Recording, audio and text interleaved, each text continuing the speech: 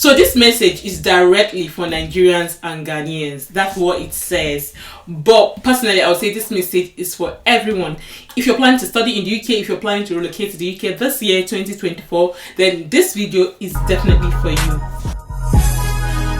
Hi beautiful people, welcome back again to my YouTube channel. If today is your first time here, my name is Stella. On this channel, I talk about my life here in the UK, what is happening around me, and I share information. I currently started a reaction video, so on this channel you also see some reaction videos. So if this sounds like what you've been interested in, then do not forget to like, subscribe, and share my videos. Click on that notification bell to get notified whenever I post any new video. And for my returning subscribers, you guys are the real G. Thank you guys for always coming back to watch my video. So without wasting much of your time, let's dive into today's video. So for those of you that don't know, the UK government stopped dependent from coming to the UK on a study visa, meaning if you're coming on a master program, you cannot come with your dependent, you cannot come with your wife and kid, except if you're coming on a research course.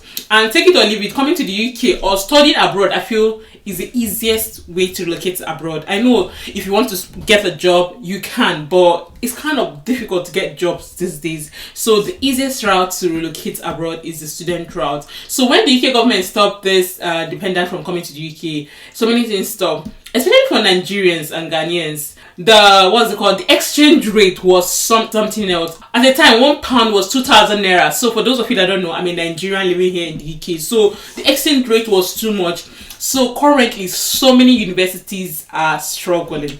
So when I watched this video, I was like, you know what, I'm going to make this video for those of you planning to come to the UK to study. And also, I saw another video that says you can still come with your wife and children, which you guys are going to see all of that in today's video. So fast forward, when the UK government made that announcement, it discouraged so many international students from coming to the UK. Like I said, for Nigerians, the exchange rate was not even, funny at all. And some Ghanaians were also complaining. Personally, I can't say much because I don't understand their own exchange rate. I can speak for my own Nigerian people. So many Nigerians were like complaining, how are we going to meet up to this payment? And on top of that, they now increase the deposits. So now, if you want to come to the UK to study, you must make a particular deposit in order to get cash. It's what you use to apply for a visa to enter the country. So when you enter the country, you can make the remaining balance of payment. That is why in the past you hear people saying, oh, they pay school fees themselves and all of that, because as soon as they make their deposit, they enter the country, they hustle and pay school fees themselves. That was before, not now. Before, some persons hustle and pay school fees for themselves. And I also say it depends on the university you apply, to be honest, because some universities, their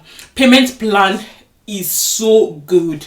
Now I'll always say this, I think in most of my video I say this university in this town that I live in is not what's coming, especially if you don't have the money. Now if you have the money, like full payment, it's okay for you to come here. But if you don't have the full payment, honestly speaking, if you're dependent on yourself, like, oh, if I enter this country, I'll work and pay, you cannot, because they withdraw so many people. University of Forestry is a no-go area, except you have the money. I always encourage people to go to University of Bradford. Look, there's this lady I know in University of Bradford that was paying £500. Sometimes she even pay as low as 400, 350. I was even asking, like, is this a real university? But yeah, it's a university. University of Bradford is what's going, especially those of you that don't have the money. Now, I'm not saying you should come and study without money, but I'm just saying, if you don't, or if you have the plans to do that, And this lady said what happened was that after she graduated, they refused to give her her certificate. So until she made all of the payment. Is it not better, my people? Is it not better? At least let them hold the certificate. When she is ready to make all the complete payment, she paid the money and she got her certifications. But in this university where I live in, there's no such thing. If you don't make your exact payment when you're supposed to make it, they'll start threatening you, they'll start sending you emails. So many people struggle here. I've seen a couple of people that have struggled. They've sent them back to Nigeria. Some persons had to even move to Ireland because of this, mental stress and all of that. And before you know it, they send your name to the Home Office. So I would say University of now is not like University of before, to be honest. So before you come to the UK to study, you need to be prepared. Currently, if you go online, you see so many articles that are saying so many things about UK university. Like this particular article, this is what it said. It says, warning of economic damage to UK as international student numbers fall by third.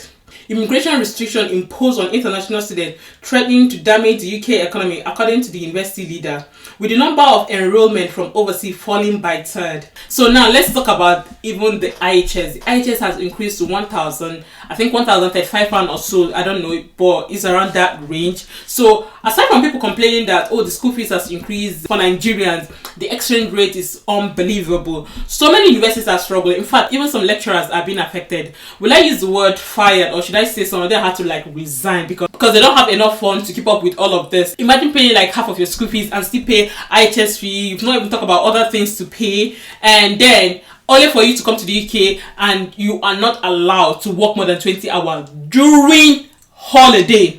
So when they made that announcement that even during holiday students will not work much, it was everywhere. Even students here were like, what's the meaning of this, Because normally if you come to the UK on a study visa, during your school sections, you're supposed to work 20 hours, and during holiday you can work as much as you want. So after all of this announcement, everything reduces. So if you go online, you see so many universities advertising, oh, come to this university, this one is that one. Personally, I will always say this. It's also important to check their payment plan, because not after coming, they've collected that initial money from you, and if you don't pay back, they'll send you back and they'll still tell you you're owing the school. So personally, I will always say this: Bradford is a sure place for you. I've seen people that have testified, people that have say so many good things about Bradford University, especially their payment plan. I'm not saying any other thing, but their payment plan, some of them, so many people were like, oh, thank God I chose University of Bradford, that their payment plan is the best. For those of you that don't know, my husband studied here in University of Huddersfield. In 2018, it was not, as much as even now that people were coming in. Before in this town, before you see African personnel, it's just one. Because as at that time, there's nothing like post-study, there's nothing like care work visa. Things were quite different in 2018. So the rush was not that much. It was when they announced that post-study and care work visa, people started coming in. And when they now said no more dependent, it now reduced again, and coupled with the exchange rate. So I watched this video for University of Sunderland. I was laughing. I said, okay, they even had to specify. They said Nigerians and Ghanaians. Hey God. I said, this is serious. So the hustle is real. So for my Nigerian and Ghanaian people, this message is for you. When they said Nigerian, I was like, why? You don't even have to say Nigerians, because I feel like this is for all international students, to be honest. It's not just like for Nigerians. That's why I said, in fact, this video is not just for Nigerians. It's for anybody that is planning to relocate or study in the UK. Because why I say relocation means, some persons is the means to, japa. Why I say means to japa, because when you enter the country, you see other means that you can, switch to, maybe like after studies, and you see what's happening, job opportunity, stuff like that. So that's why I said, the easiest route to migrate abroad is the study route. Even if you want to move to Canada, if you want to move to US, I'll always say this is a study route. Anyways, just watch this video. Here at the University of Sunderland. First, let me thank you for the outstanding support that you give to students in the applications they make to our university. This support and our continued partnership is very much appreciated and valued here in Sunderland. So I would like to add my personal thanks to you and your team. As you will be aware, this upcoming academic year and the one after are going to be tough for the higher education sector in the UK when it comes to recruitment. So, in these challenging times, your support for our university is more vital than ever.